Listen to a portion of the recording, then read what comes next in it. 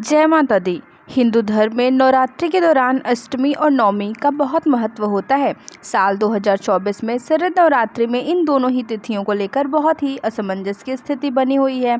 तो चलिए जानते हैं, आपको बताते हैं कि इस बार अष्टमी कब है और नवमी तिथि कब रहेगी। जैसा कि आप सभी जानते हैं, साल 2024 में शारदीय नवरात्रि की शुरुआत 3 अक्टूबर से हुई है। ऐसे में बहुत सारे लोग अष्टमी तिथि के दिन कन्या पूजन करके व्रत का पालना करते हैं और कन्या पूजन करने से पहले हवन करते हैं, जिसे पूर्णाहुति हवन कहते हैं।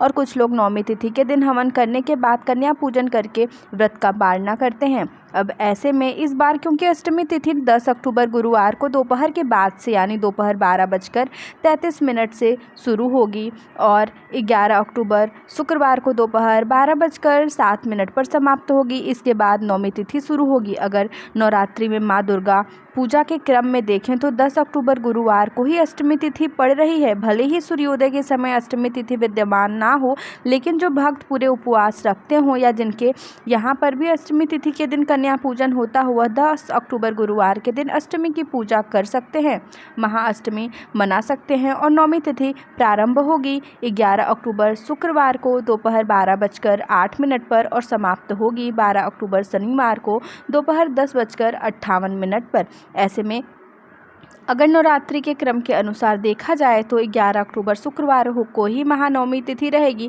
भले ही सूर्योदय के समय नवमी तिथि विद्यमान ना हो। अब यहाँ पर बात आती है कि आपको किस दिन अष्टमी की पूजा करनी चाहिए, नवमी की पूजा करनी चाहिए, आपको किस दिन कन्या पूजन करना चाहिए। तो देखिए, तिथियों के अनुसार तो इसी प्रकार आपको अष्टमी या नवमी मनानी चाहिए, लेकिन कई बार ऐसा होता है जो तिथियाँ 2 दिन पड़ती हैं, तब उनमें आपको आसपास आपके समाज में, आपके क्षेत्र में जिस दिन भी अष्टमी मनाई जा रही हो या नवमी मनाई जा रही हो, तब आपको उसके अनुसार अष्टमी या नवमी तिथि की पूजा करनी चाहिए या उसके अनुसार ही कन्या पूजन करना चाहिए।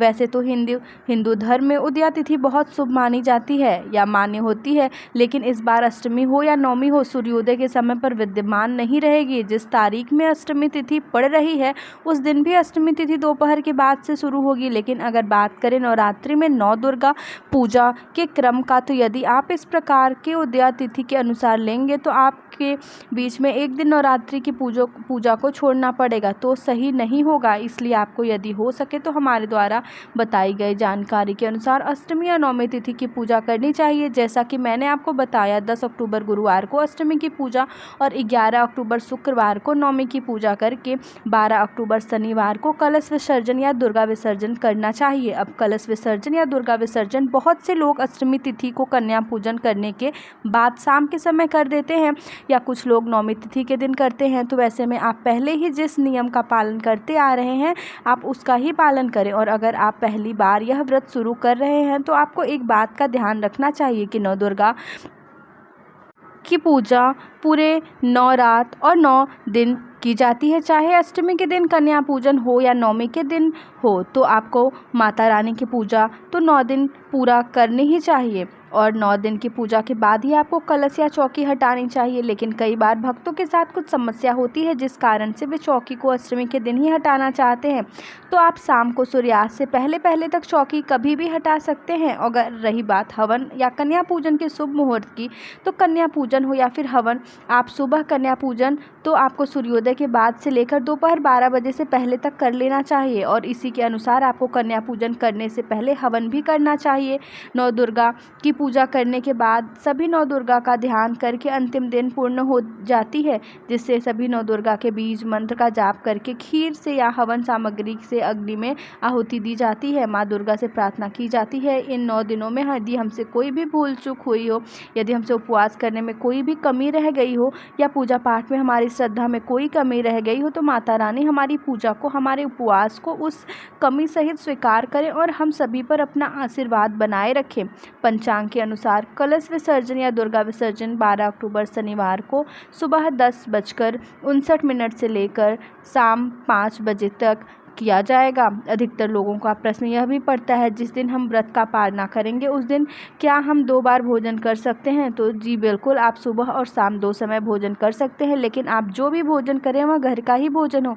बाहर का भोजन आपको नहीं करना चाहिए और भोजन एकदम सात्विक होना चाहिए, बिना लहसुन प्याज का।